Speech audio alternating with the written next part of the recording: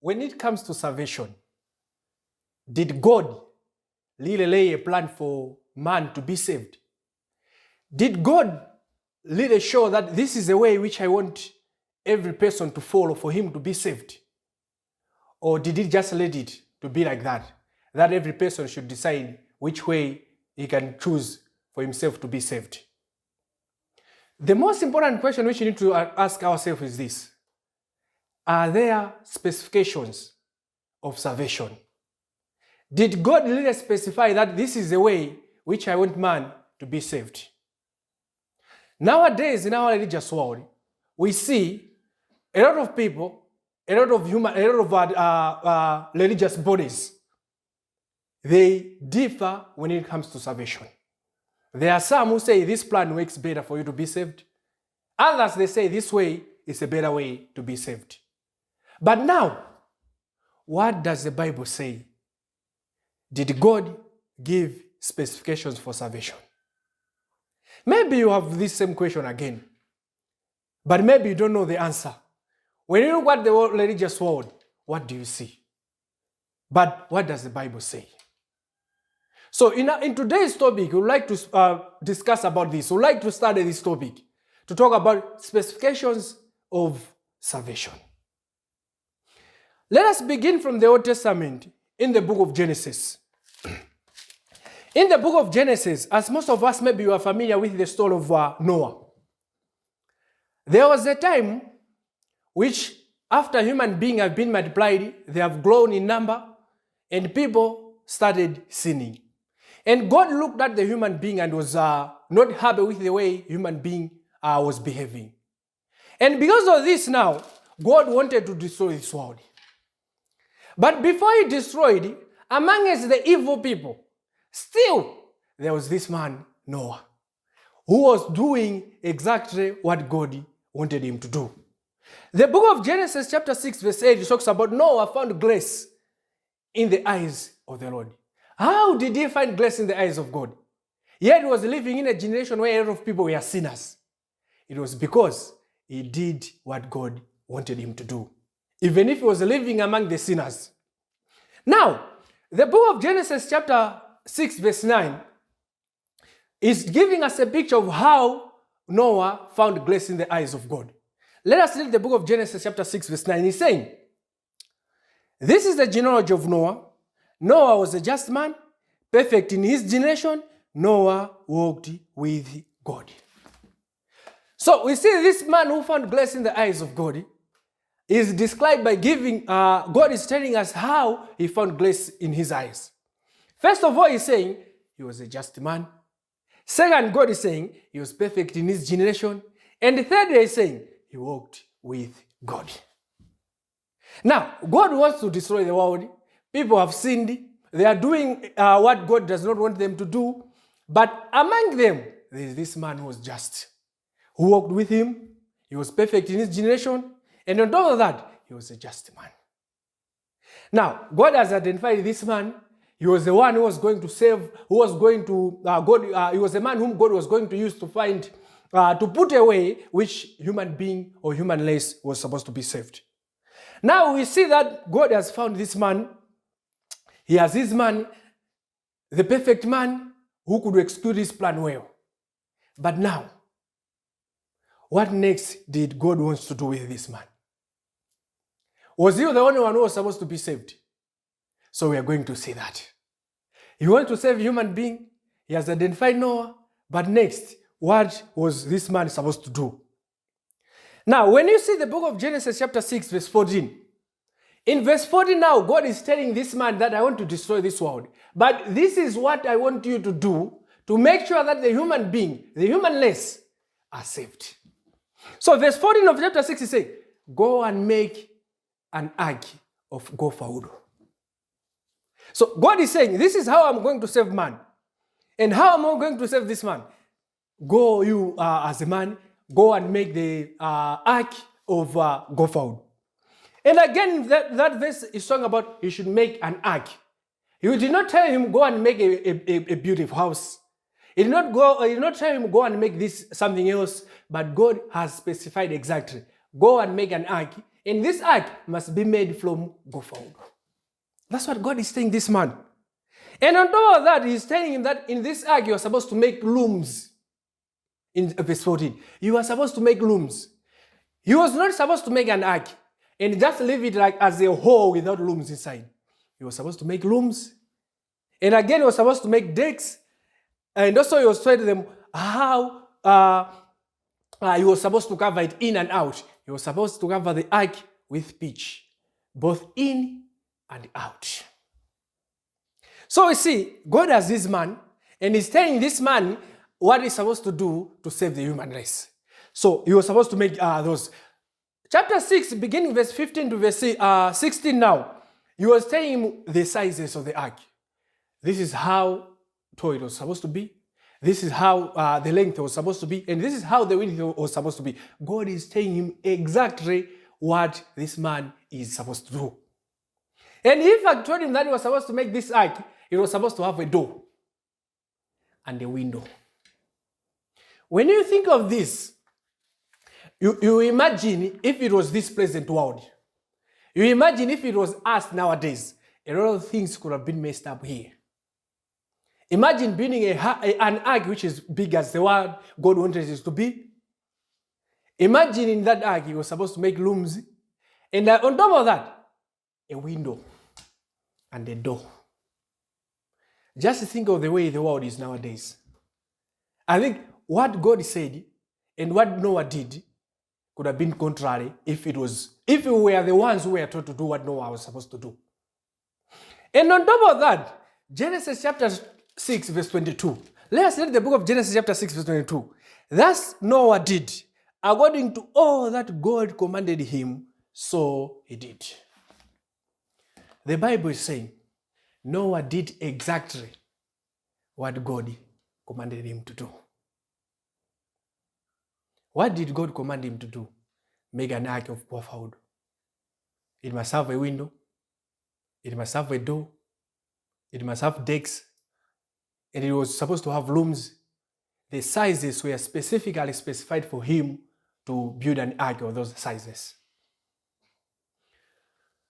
Do you think this doesn't matter when it comes to carrying the command of God? God specifies how things are supposed to be. And again, do you know how the story ended? The story ended up being only 8 people were saved from this destruction of flood. Why was it so? It's because only 8 people followed the specifications. We see that in the book of 2 Peter chapter 2 verse 5. Only 8. Noah was one of those 8. It's because they followed the specification of that. In chapter 7 of the book of Genesis, time came, Noah entered the ark, had to shut the door, and we see that God opened the windows of heaven and also the fountains of the deep. They broke up.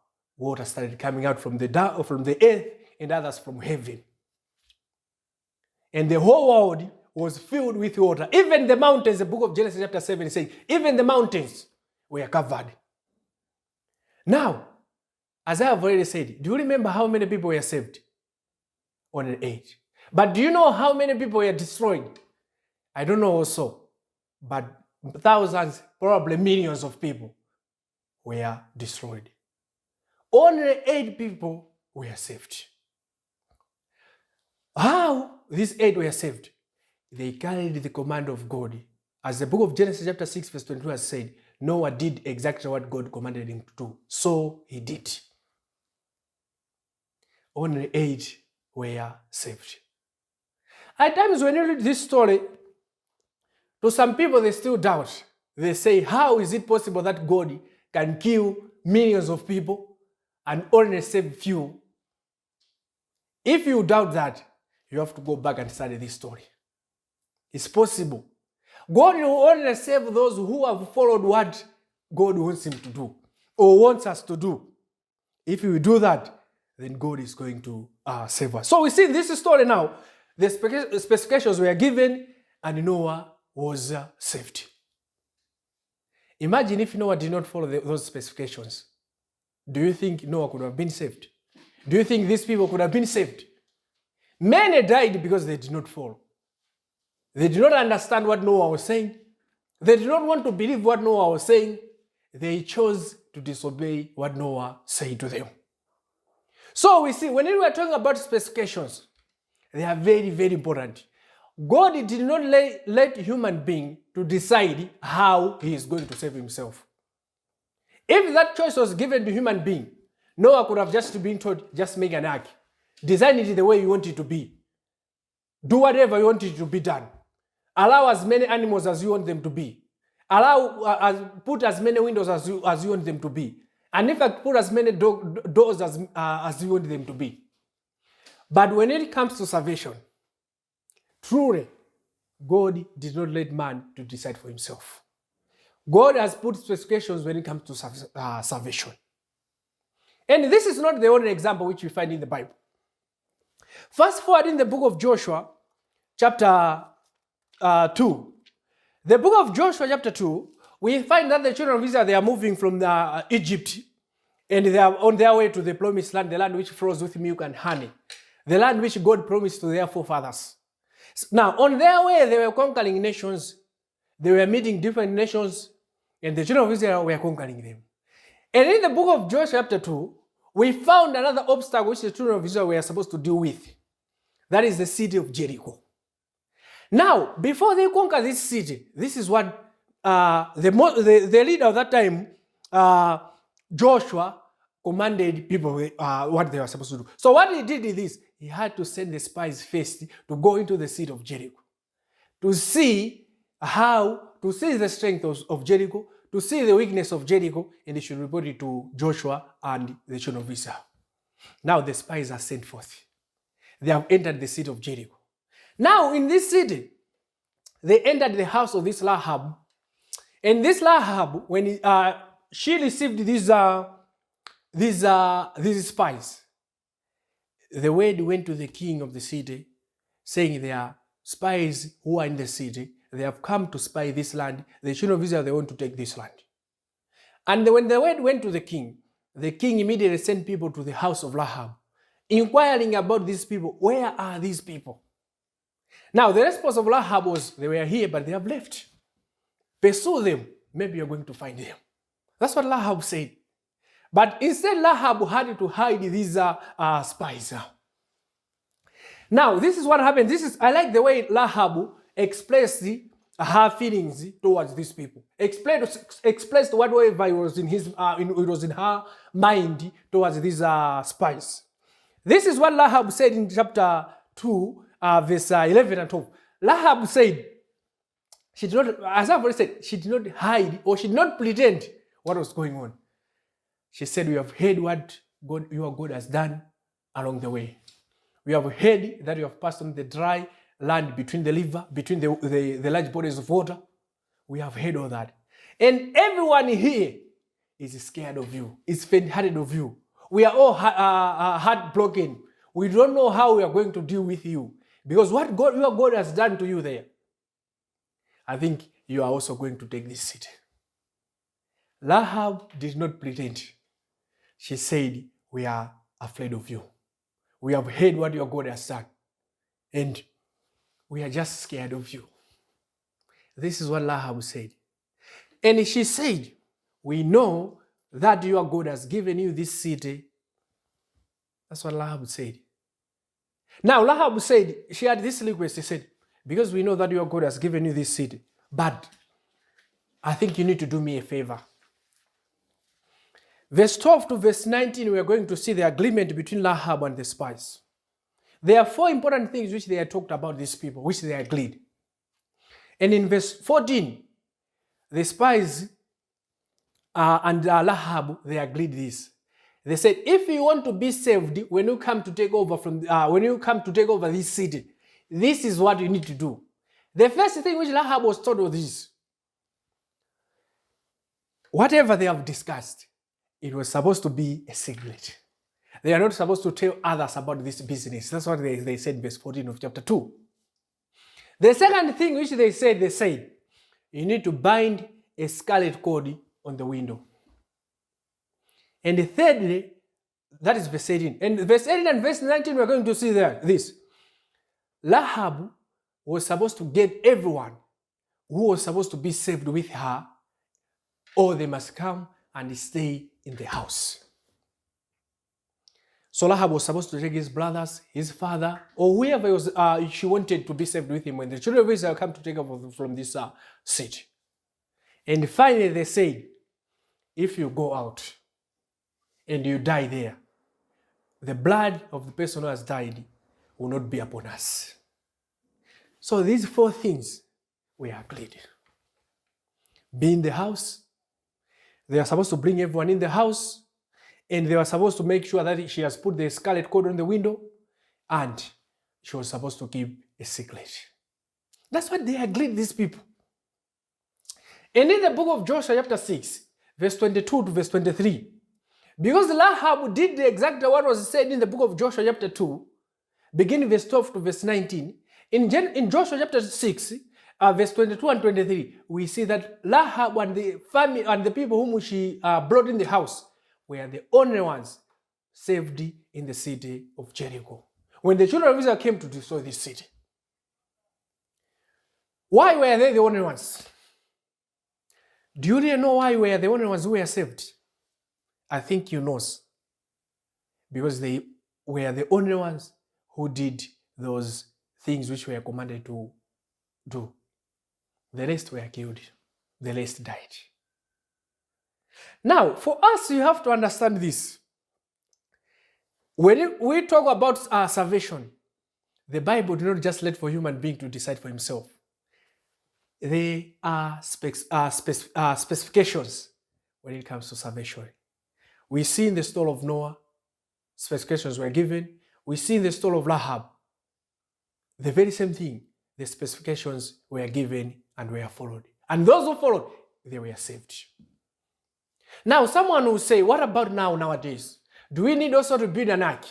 Do we also need to be in the house just like Rahab did for us to be saved? We may need to also do something similar, but not exact as what those people did. In the New Testament, we see in the book of Luke chapter 19 verse 10, Jesus came to seek and to save that which was lost. The world was lost. God sent his only begotten Son, according to the book of John chapter 3. God only sent his only begotten Son. Why? He should die for us. That whoever believes in him should have everlasting life. But those who do not believe, they are going to perish. Now, the book of Luke chapter 19 verse 10, we are told the very same thing. Jesus came to seek and save that which was lost. Came to seek and save us who were lost. How now is he going to save us now? You remember God wanted to save people during the period of Noah. We remember the story of Joshua chapter 2 and chapter 6. But still, it's not just a matter of salvation, but it's a matter of how. What are the specifications for this? Did Jesus, just because Jesus died for us, then he led us to just go and do whatever we want for us to be saved? Did he do that? Did he allow it like that? Does he really want us to make sure that we follow the exact specification which God has said for us to follow? We need to do that. Now, we see the book of Matthew, chapter 16, verse 18. Jesus, when he was talking to these people, he has arrived in this area of Philippi. Jesus was asking, what do people say about me? Others were saying, you are Elijah, you are John, you are some of those other prophets, or maybe you are just Jeremiah. But now Jesus said to his disciples, and we see the response of Peter, what he said. And because of what Peter said, Jesus said this in the book of Matthew chapter 16, verse 18. And I say to you, Peter, I say to you that you are Peter, and on this rock I'll build my church. How is Jesus going to save people? He said, I'll build my church. We have to notice this. Did he say he's going to build my churches?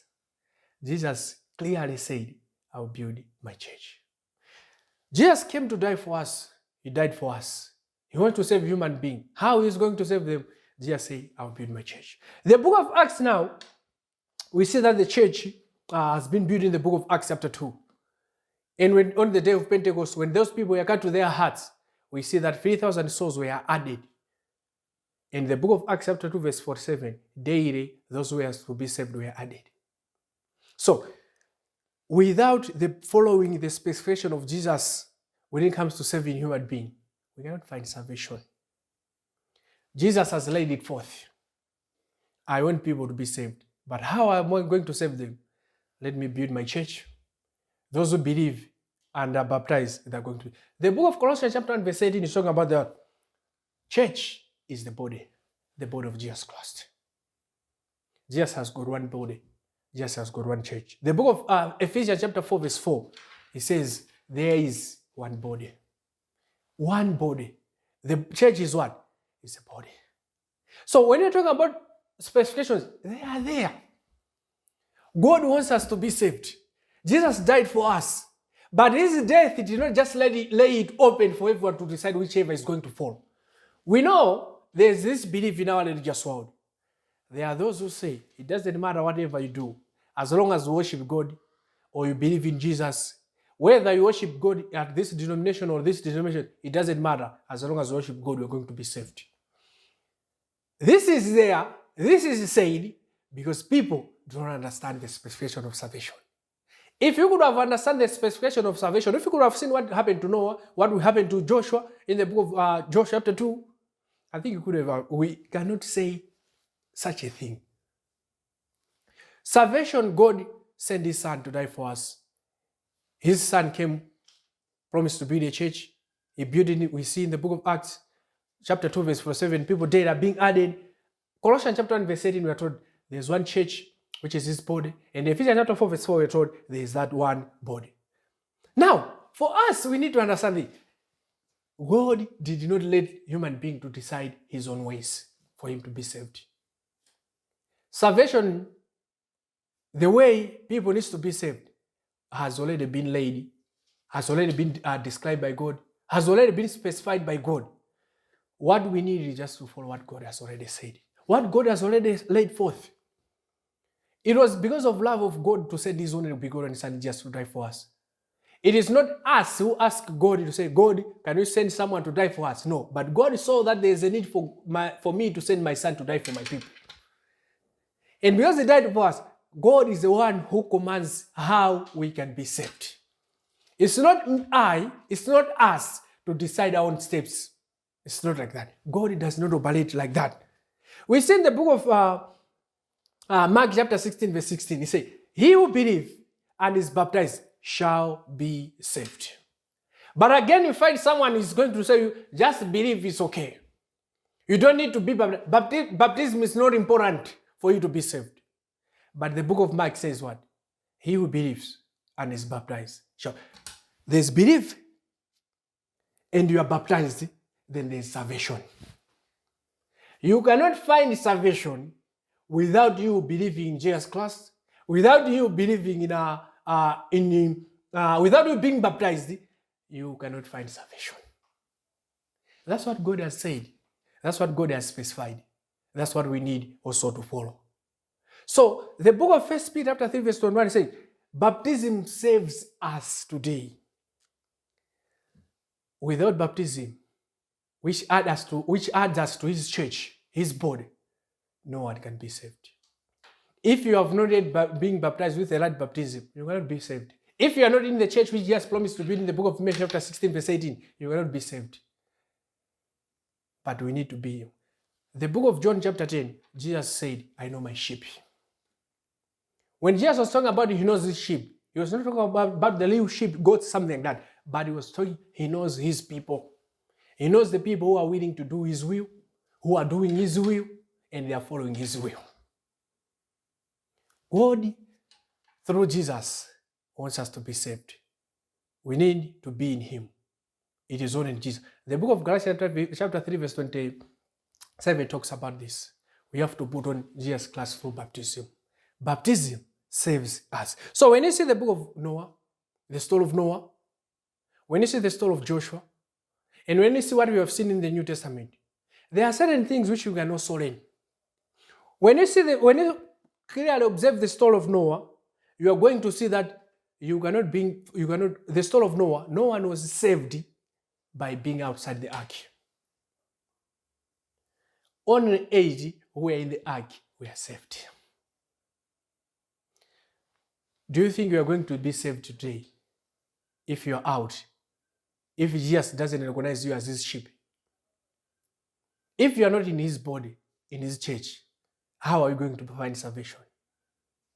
The people of Noah died, perished, because they were outside the ark. Again, the story of Joshua, the story of Rahab. Rahab and few people were in the house were the only ones saved. But being out, no one was saved in the city of Jericho. Again, nowadays, being outside of the church, you cannot be saved. The Bible clearly tells us that on that final day, Jesus is going to take his church, his kingdom, and deliver it to his Father. Only those who are in him. Only those who are in him. So when you are talking about salvation, God did not just let a human being to decide his own steps. God has put specification when it comes to the salvation. Man is not left to decide how he's going to be saved. It is not your responsibility. It is not my responsibility to decide how I'm going to be saved. Yes, we have got certain things which God has led us to decide. You can decide what we want to eat. You can decide what we want to buy. You can decide what kind of house you want to live. You can decide what kind of work you want to work and how many hours you want to work. But when it comes to salvation, it's not up to you to decide. It is Jesus and God the Father have already laid the specifications for us to be saved. All we need to do is for us to follow. You follow the plan and find salvation. Or ignore the plan and find the rich man, which we read in the book of Luke chapter 16 verse 19. Follow the plan and find salvation. Ignore the plan and find the rich man in the book of Luke chapter 16 verse 19. The choice is yours. But remember, God has laid specification of salvation.